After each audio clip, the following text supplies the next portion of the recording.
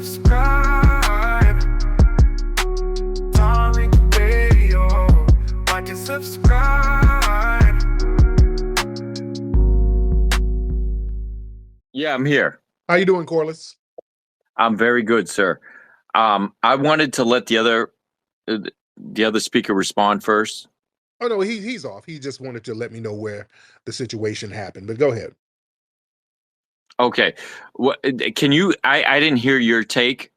What you responded to it was, if you could repeat. Yeah, I was talking about a situation where some white supremacists were either in Kentucky, or Georgia. They had a White Lives Matter rally, and some black folks pulled up and basically got some spray paint and crossed out their Confederate flag posters and let them know that they're gonna have to roll up off the block because they got some more backup coming. So yeah, they were kind of G-checking the white supremacists. That was my point. Okay. Now, I'm speaking from the standpoint of a legacy American. What that means is I was here since the beginning, and Really? my family's been from the beginning. My ancestor George Corliss was the first justice of peace of Massachusetts. What year? That being, What year? go ahead. What year was this? In the 1600s. Okay. So Okay. English. Your family's English. English, exactly. But by that same family, they would say I'm not white according to the one drop rule, Why? because I have black ancestors as well. Okay, who's black? That would be on mom's side. They were actually Blaxican Jews that came out of Mexico into Texas. So I have every minority in my genetic ancestry. Mm-hmm. Okay. So I have very tight insight on both sides of the family on what their views are and everything, as far as it goes into the government. With black. And exactly. Not with black. You don't have an insight on black, but not foundational black American culture. I do. I'm raised in Boston. I have a very good insight on black culture. And the most racist city in the country, really? Exactly. Of course you do, because you feel it. Yeah. You feel it. Okay. You feel it 100%. You feel it. If you look white, then they recognize you as white. They don't recognize you as mixed or anything else. They recognize you as white. Now, that being said, I want to echo what Bob Woodson has said, what Judge Joe Brown has said, that the black experience, in America is entitled to the black people alone. Mm-hmm. But the American experience is entitled to all of us. And we have to remember that the American dream is based on the dream team. Okay? That is what makes America great. White, black, Jew, everyone. Mm-hmm. Okay? So, and I speak that from my soul. I speak that from my ancestral, the blood that runs in my veins. Okay? And when I hear about this white supremacist in Georgia and blacks rolling up, this is what they want. This is the divide and profit that they want. Well, should we shouldn't feed into. Well, shouldn't we have somebody check these people? Because why should? Oh, of course we should. Of course we should. And that is what our government, our law enforcement is employed to do, right. And they are neglecting to do. Right, and they don't do it. Right. Exactly. So So that is what needs to be removed. The injustice, the wrong people in office, the wrong people appointed, and the wrong law enforcement. Because what's going to happen in America is we are going to devolve just like every empire before us. And we know what happens there. That means where everybody goes to war. Everybody's killing. Nobody is safe. And then you either become a collection of weak states like Russia, or you become independent states like Europe. And that's only after a lot of bloodshed. Okay, now hold on. Let me get my brother, Dr. Randy Short, in here. He wants to chime in. Dr. Short? Yes, sir. How are you, Dr. Short? We have Corliss here. Yes, I'm listening. Brother Corliss and everybody in the room, and Sister Nikki and Wani and whoever else is on here. You know, when people say the American dream, and brother, you're saying it's a team and all of that, you know, one of the first speakers of the House of Burgesses' name is Finch. She's one of my grandfathers. I have family in Massachusetts Bay and Jamestown, Virginia, but let's just be real. It's never been a team. We've been the abused water boy, and it's never been a team. And what I think a lot of people fear now is now that this empire it's going to go down. What goes up goes down. What's really taking this empire down is the unregulated hatred, in particular of our people, and then everybody else like us worldwide. And let's be honest, white folk have had 400 years to cut the shit and have it, and they won't. And the more visible ones that march around with signs or have their plan thing, they're a minority. But the vast majority of people more or less feel the same way. Proof of that is that we could have all these illegals come in and they found money for them, and black veterans have starved. People have frozen to death. People kicked out, Section 8 cut. I really don't want to be on a team with anyone that could do this for 400 years. I don't care how long they've been here. So as I said, there was a man by the name of John Short, okay, Jamestown. I got family everywhere. Henry Hudson, Hudson River, his father's my grandfather, okay? And you know what? It doesn't mean a damn thing because I'm black. And it doesn't matter how Black Hawk or Blackfoot or Pamunkey or Powhatan or Piscataway or Blackfoot or Cherokee or Choctaw or Chickasaw I am. My folks have been cut off. And it's interesting. People want to preserve the empire that's come at our genocide, our enslavement, our dispossession. And now that the clock has run out on this white supremacist, genocidal, enslave everybody spending spree, the bill's coming due. White folks never want to pay up. The American Revolution, they didn't want slavery ended, and they didn't want to pay for the French and Indian War. They've been cheating a bill that they've been due for hundreds of years.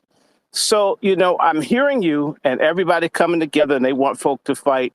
But we can just look at, on my channel, I was talking about how black folks after the Civil War were peaceable, and white folks are just murdering them. They don't even know how many people that they murdered. Just kill people in cold blood, rape, kill, and nothing's ever been done about it.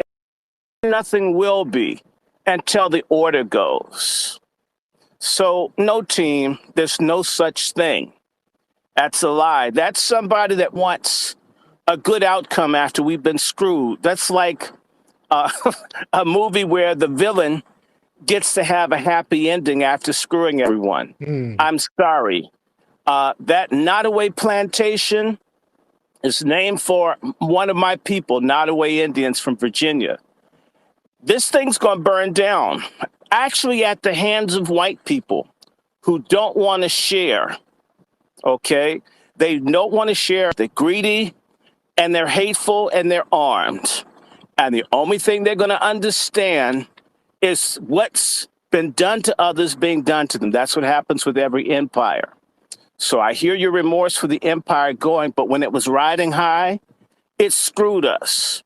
If it collapses, it'll screw us. We're used to it. What I hear in your voice, and I lived in Boston too. I was there with Matthew Shepard, and they were stripping, punching black men in their testicles and all this stuff because this white man murdered his wife. They didn't even apologize. And in Boston, white folk get treated real good. In fact, white folks are so intrusive, you can't even get together with 2 or 3 black folks without a white person being there. Boston's the most racist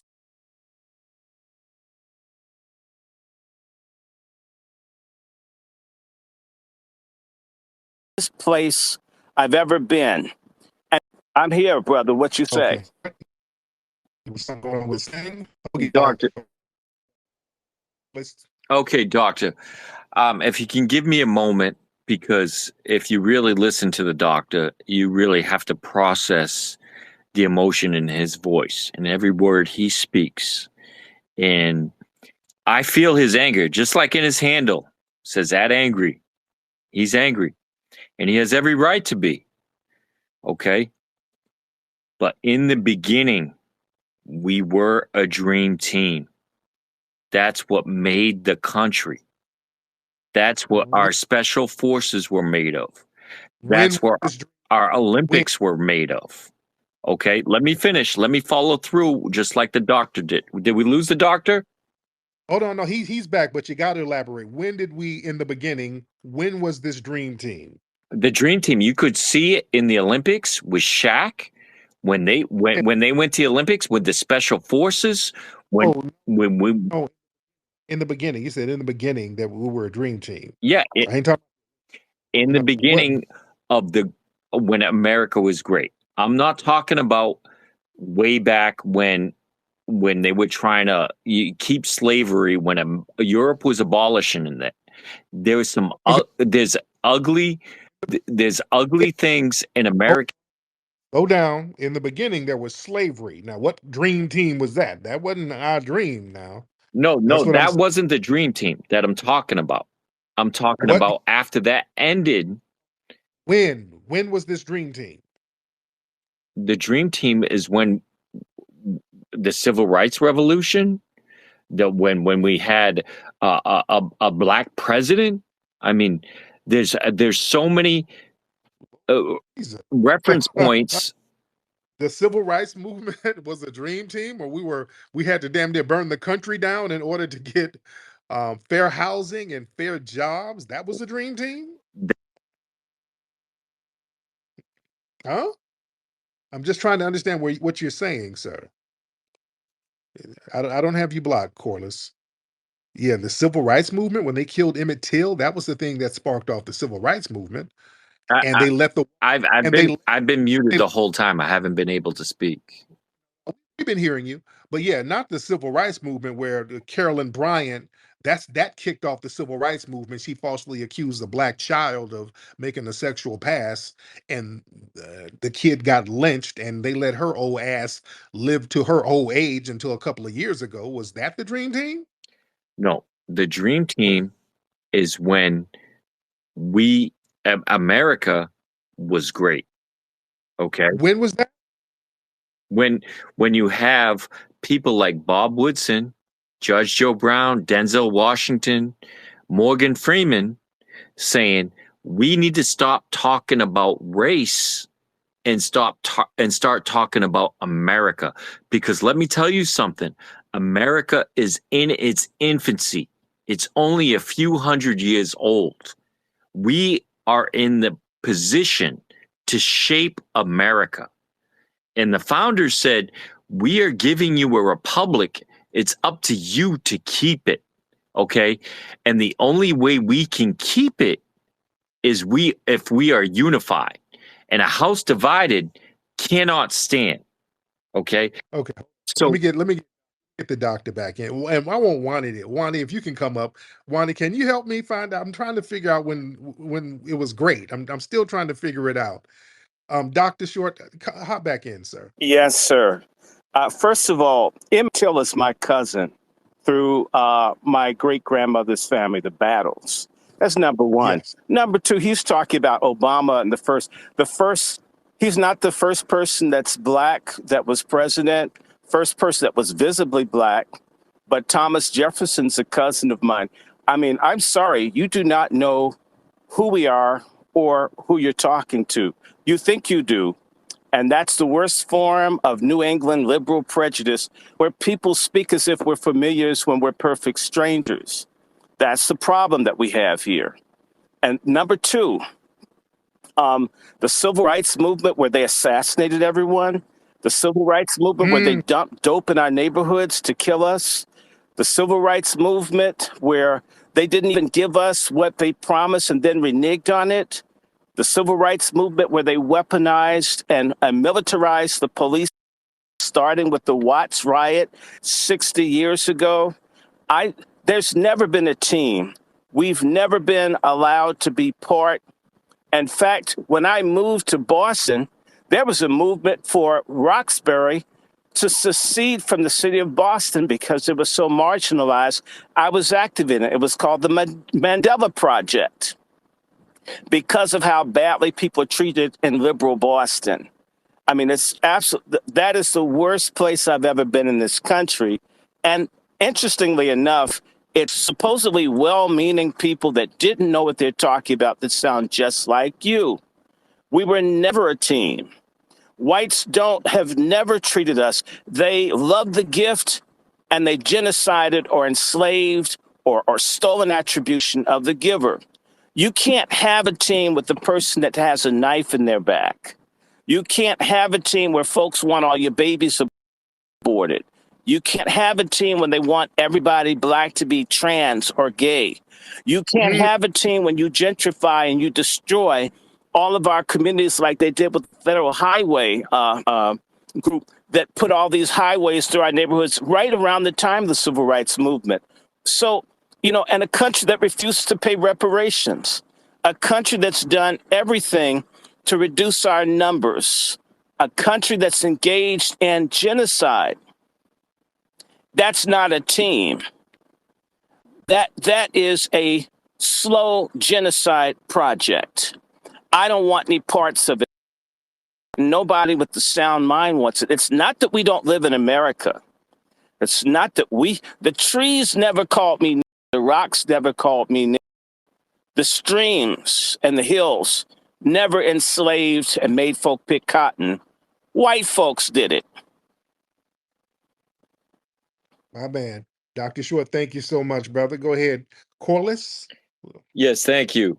I have to say that the doctor is very much set against any type of unity. I'm not a liberal. I'm not a stranger to anybody. Everyone is American to me. There's only two types of citizens in this country. You're either American or you're un-American. Okay? When I look at a black man in America, I see him as an American. He speaks my language. I speak his language. We go to war together. We go to Olympics, we go to the Olympics together. There's none of this division. Corliss, let me ask you this. Okay. A side note. Okay. Do you think George Floyd died from being choked or fentanyl? This is a very hot topic, and I'm going to give you my personal opinion because I'm not a coward. First of all, a lot of people are cowards and don't say what they feel and they think. And I'm going to tell you what I seen from that video because I'm not going to give you my opinion without seeing the video of George Floyd on the ground with a knee on his neck. I don't care who you are. No man should suffer the unmerciful actions of that man took on him.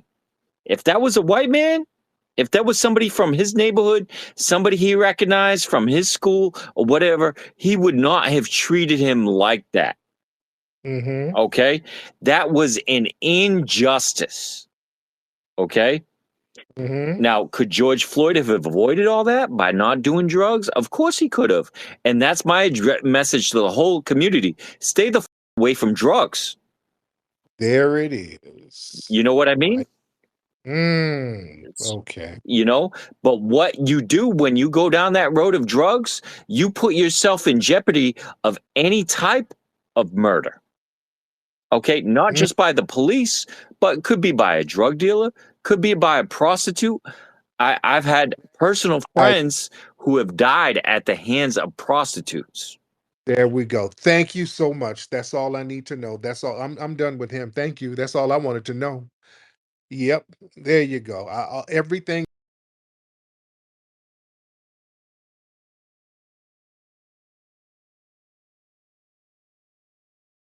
else is nullified. There you go. Just want to shut that on down. That's all. And that lets you know they're low-key white supremacist views. Everything else they said is nullified. All right. If you sit up and say, basically, he still believes that George Floyd died of drugs. Okay, there you go. That's I'm white and I say so. That is white supremacy. So you practice white supremacy. Family, watch out for these people who try to play the, oh, I'm not racist. White supremacy don't exist. Ain't no white supremacy. I'm not, all of us, we all brothers. We all, we're a dream team. We started off as a dream team. Where? Where? That's why I'm asking, where the hell was this dream team? Well, Obama and what the that's vampire deception. Y'all remember in the movie Sinners, and I went to see it again. It's about to go digital. They're going to put it on digital platforms next week. I wanted it to get some more theater money. I took my whole family again. I took my sons and my mother to see it. I want our brother Ryan Coogler to get that money. There was one scene in the movie, if y'all remember, when the Stack brothers, the Stack twins, were buying the sawmill for the juke joint, and they said, "Hey man, don't have no clans come up here with no bullshit." And then the white man was like, "Hey, clan? Oh no, clan don't even exist no more. Huh?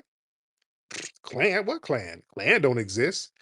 Turns out he was the grand dragon of the clan, and that's how they operate. The minute you hear these people try to use deception and just blatant deception, talking about white supremacy, oh no, we're utopia, we are a dream team. No, no, you let these people keep talking. They're the grand dragons of white supremacy. Oh, you want a dream team? You want to go back to a dream team? What do you think about George Floyd? Well, he shouldn't have been doing drugs. Oh, that ain't no damn dream team. That ain't no dream team. Because you want Chavin to get off. When they say that, that means Derek Chavin, should be out of jail. That ain't no damn dream team. That's a nightmare team right there. You want us to be a part of your damn nightmare. We're good. We're good. All right. That's all I need to know about you guys. Kurt, what's up, Kurt? Hey, how you doing? How you doing, Tariq? I'm good. Kurt, what's going on with you, brother? And family, how y'all doing in here? I just heard Corliss. I'm just coming in, but I just heard Corliss say, "Oh, we should stop talking about race." He tried to quote black celebrities, but Right. and I just want to let you know, and family know, you probably already know, Tariq, but the United States is currently under human rights violations by the UN because the killing of unarmed black people. They specifically say that. I just wanted to hit him with that, or let everybody else know. Whenever they do that bull crap, just bring that up. And I'll land my plane. Peace, brother. Thank you so much. But yeah, listen, we ain't trying. Listen, the white supremacists are trying to use deception. They're trying to use niceties. We got to watch out for that. I need some more work, baby, tonight. I need some more work on me tonight.